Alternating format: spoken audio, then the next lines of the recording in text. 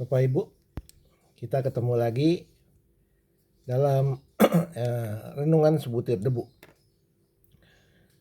Pada saat ini saya ingin mengajak Bapak Ibu kita sama-sama untuk merenungkan bagaimana seorang anak Kristen terhadap orang tuanya. Banyak di kalangan anak-anak muda sering kita dengar anak-anak membenci orang tuanya karena orang tuanya terlalu bawel, sering memarahi dia sehingga mereka tidak terima dimarahi. Padahal tujuan dimarahi adalah supaya anak itu mengerti bahwa dia salah atau dalam kehidupan itu banyak yang harus dia pelajari supaya dia mengerti hidup. Nah, Bapak Ibu, seringkali anak-anak itu mengatakan kalau dia lagi kepahitan, dia lagi benci, saya kan tidak minta dilahirkan. Saya lahir karena keinginan kedua orang tua saya. Apakah benar demikian? Apakah kelahiran seorang anak itu benar akibat daripada keinginan orang tua? Atau itu adalah berkat dan karunia Tuhan dan anugerah Tuhan? Dan apakah anak itu lahir dalam rencana Tuhan? Karena Tuhan mengatakan sejak dalam kandungan ibumu, aku sudah tahu apa yang akan terjadi dan hari depan kamu.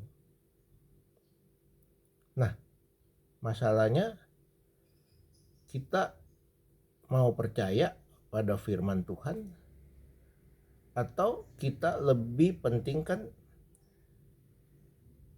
sifat keduniawian kita. Kita maunya nikmat, maunya didengar oleh orang tua, maunya orang tua nurut, maunya Tuhan nurut kepada kita, atau apa? Nah, saya akan membacakan dari Kolose 3 ayat 20. Hai anak-anak, taatilah orang tuamu dalam segala hal, karena itulah yang indah di dalam Tuhan. Kenapa dalam segala hal? Ini mengajarkan kepada anak untuk taat juga kepada Tuhan, karena orang tua adalah wakil Tuhan. Nah, kalau orang tua wakil Tuhan di bumi, berarti anak itu harus belajar taat kepada orang tuanya. Kenapa? Karena tanpa anak taat pada orang tua, dia tidak mungkin taat kepada Tuhan. Karena Tuhan tidak kelihatan. Kalau sama orang tua yang kelihatan saja mereka tidak taat, apalagi kepada Tuhan yang tidak kelihatan. Jadi marilah yang merasa diri anak-anak, kalau ada kepahitan terhadap orang tuamu, ada kemarahan, kebencian, bertobat, berubah, minta maaf kepada orang tuamu. Jangan kamu mengatakan kamu tidak minta dilahirkan, jadi jangan suka marah-marahin aku. Nah, ada satu cerita, yaitu tentang Yefta. Itu ada seorang anak di Alkitab diceritakan bernama Yefta. Dia mamanya itu pelacur, ya, perempuan sundal. Nah, bayangkan saudara-saudara, bagaimana perasaan si anak yang dilahirkan dalam keluarga yang berantakan, yang mamanya adalah pelacur. pasti dia hari-hari mendengar omongan kasar, kotor dan sebagainya. Mungkin dia suka dipukul, mungkin dia suka dianiaya oleh laki-laki yang apa yang dekat dengan mamanya. Nah, Yefta ini akhirnya jadi bajingan. Memang dia jadi bajingan. Dia jadi perampok. Ya, karena terbentuk oleh situasi kondisi yang jahat. Nah, saya bacakan di Hakim-Hakim pasal 11 ayat 1.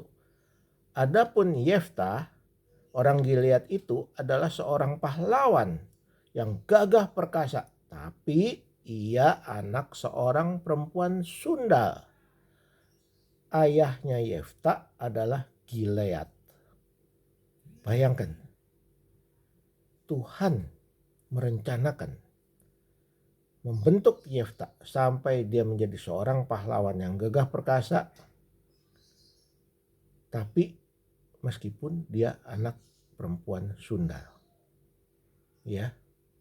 Jadi kita tidak bisa mengatakan bahwa kita sial diberanakin atau dilahirkan di dalam keluarga sekarang.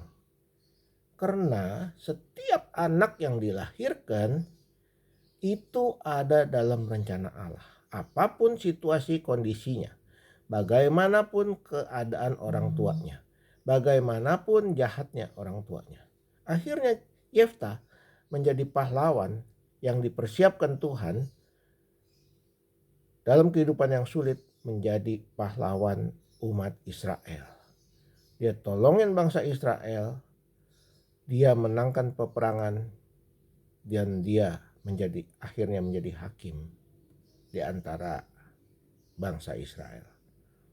Nah, itu teman-teman yang merasa diri anak-anak yang ada kepahitan,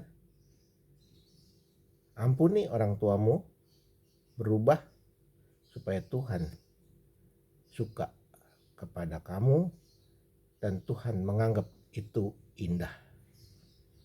Sampai ketemu lagi teman-teman di episode Renungan Sebutir Debu berikutnya. Semoga ini boleh menjadi berkat buat teman-teman sekalian yang mendengarkan dan merenungkannya. Jangan lupa untuk subscribe dan share supaya makin banyak orang mendengar, makin banyak orang diperbarui, dan makin banyak keluarga yang terpecah dipersatukan dalam kasih Tuhan. Sampai ketemu lain waktu.